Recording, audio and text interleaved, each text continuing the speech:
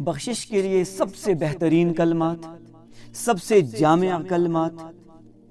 صحیح بخاری میں آپ کو ملیں گے۔ حضور نبی اکرم صلی اللہ علیہ وآلہ وسلم نے سید الاستغفار کے نام سے منسوب فرمایا ان کلمات کو۔ سید الاستغفار یعنی بخشش مانگنے کے لیے سردار کلمات، سب سے اونچے کلمات۔ اور ایک بار بیان کر بھی چکا ہوں، صبح کے وقت ایک بار پڑھنا ہے اور شام کے وقت ایک بار پڑھنا ہے، رات ہونے سے پہلے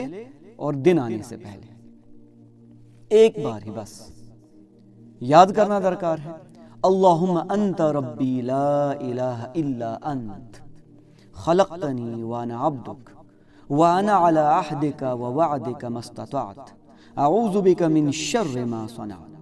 ابوء لک بنعمتک علی وابوء بذنبی فاغفر لی فانہ لا یغفر الذنوب الا انت۔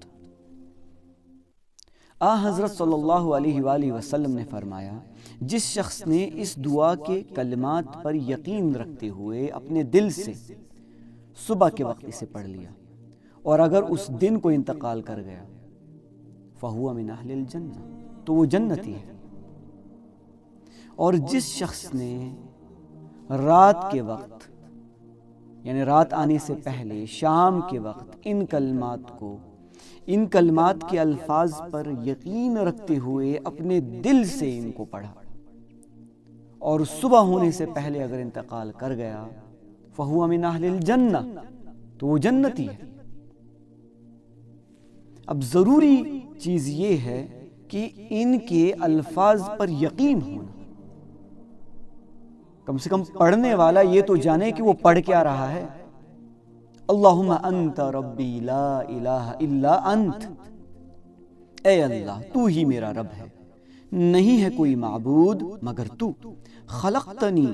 تو نے مجھے پیدا کیا، وانا عبدک میں تیرا بندہ ہوں، وانا علی عہدک ووعدک ما استطعت اور میں تیرے عہد اور وعدے پر قائم ہوں جس قدر میری طاقت ہے، اعوذ بک من شر ما صنعت میں تیری پناہ میں آتا ہوں اس کے شر سے جو میں نے کیا، ابوء لک بنعمتک علی اپنے آپ پر تیری نعمت کا اقرار کرتا ہوں، وابوء بذنبی اور اپنے گناہ کا اعتراف کرتا ہوں، فاغفر لی پس مجھے بخش دے، فإنہ لا یغفر الذنوب الا انت کیونکہ نہیں ہے کوئی گناہوں کو بخشنے والا مگر تو۔